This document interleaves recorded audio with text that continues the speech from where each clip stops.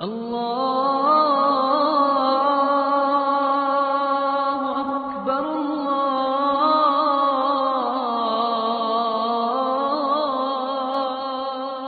اکبر۔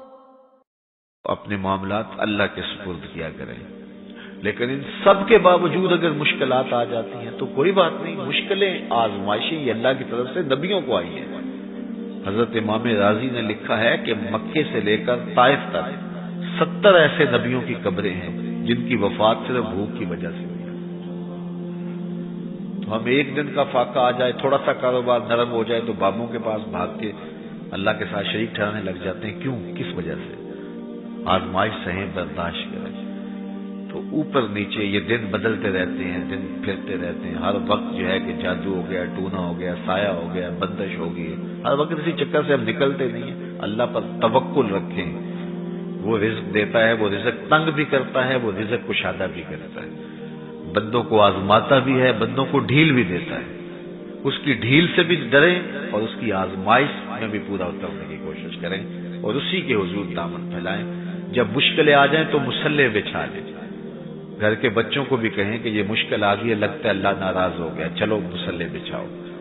اگر بیٹیاں بھی نماز پڑھ رہی ہوں، نوافل ادا کر کے رب کے حضور دعا مانگ رہی ہوں، بیٹے بھی دعا مانگ رہے ہوں، چھوٹے چھوٹے بچے بھی دعا مانگ رہے ہوں، تو کیا اللہ خالی موڑ دے گا؟ تو زیادہ سے زیادہ نیک مجالس کے اندر شامل ہو جائیں۔ تو بالخصوص میں اپنے پیر بھائیوں کو پابند کرتا ہوں کہ آپ اپنے گھروں میں بھی پابند کریں، کسی بابے کے پاس نہ جائیں۔ یہ بڑے گندے لوگ ہیں، یہ سامنے اب چیزیں آ رہی ہیں، بڑے گندے اور غلیظ قسم کے لوگ ہیں، ان کی نظروں میں غلاظت بھری ہوئی ہے، اور جو ہے وہ لوگوں کے ہجوم سے کبھی متاثر نہ ہو کہ فلاں وہاں سے اتنے لوگ جا رہے ہیں۔ لا یصیر الباطل حقا بکثرت المتمسکین بہ، اگر کسی جھوٹ کے ساتھ، کسی باطل کے ساتھ زیادہ لوگ وابستہ ہو جائیں تو اس وابستگی سے باطل حق نہیں ہو جاتا۔ لوگ کہتے ہیں جی اتنے لوگ آ رہے ہیں، کچھ ہے تو آ رہے ہیں، تو جو بت خانوں میں جا رہے ہیں اتنے لوگ تو کچھ ہیں تو جا رہے ہیں، کیا مطلب یہ کوئی اب معیار ہے؟ تو جوہلا کا جمع ہونا، جوہلا کا کہیں جانا، یہ معیار نہیں ہے۔ معیار جو اللہ رسول نے دیا ہے ہمارے نزدیک بس وہی ہے۔ تو جب کوئی مصیبت بنے، مصلی بچھا کے دعا مانگو اللہ کی بارگاہ میں، نوافل پڑھو، صدقہ کرو، خیرات کرو، منت مان لو، روزوں کی منت مان لو، نمازوں کی منت مان لو، صدقہ کرنے کی منت مان لو، اور اللہ کے نیک بندوں سے جا کے دعا کرواؤ۔ غریبوں میں آپ رزق بانٹو، اس سے برکت ہوگی، اس سے پریشانیاں دور ہوں گی۔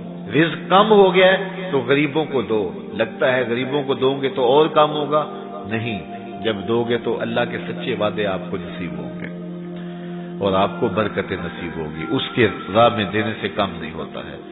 اس لیے میں خاص طور پہ یہ باتیں اس لیے کر رہا ہوں کہ ان دنوں کے اندر بہت زیادہ جو ہے وہ اس طرح کے لوگ ہیں اور مختلف جو ہے وہ چینل کے اوپر ان کو سامنے لایا جا رہا ہے۔ ان لوگوں سے اپنے دامن کو چھڑائیں اور صالحین کی صحبت کو اختیار کریں۔ صالحین کی صحبت سے آپ کو نور ملے گا، روشنی ملے گی۔ آزمائش ٹل جاتی ہے تو پھر بھی، ورنہ اس میں استقامت کی توفیق مانگیں، کیونکہ جو بلا پر صبر کرتا ہے اسے بھی اجر دیا جائے گا۔ صحیح حدیث میں آتا ہے کہ اہل بلا کو قیامت کے دن جو صلہ دیا جائے گا تو دوسرے لوگ آرزو کریں گے کاش ہمارے جسم کو لوہے کی کینچیوں سے کاٹ دیا جاتا۔ تو یہ جو تکلیفیں آتی ہیں یہ گناہ اس سے جڑتے ہیں، اس سے درجے بلند ہوتے ہیں، اس سے اللہ کی قربت نصیب ہوتی ہے۔ تو مصیبت آئی تو بابے کے پاس بھاگ گئے، جو فاسق اور فاجر اور مشرکانہ عقائد رکھتا ہے اس کے پاس بھاگ گئے، تو پھر ایک مصیبت بھی صحیح اور ایک اپنا ایمان بھی اجاڑا۔ اس لیے اس مصیبت سے جو باطنی فوائد ملیں گے، جو روحانی مرتبے بلند ہوں گے، ان کو حاصل کریں۔ تو غیرت کے ساتھ جینے کا ڈھب ہم سیکھیں، مت ایسے لوگوں کے پاس جائیں۔ اللہ آپ کو مجھے اپنی رحمتوں کے سائے میں رکھے۔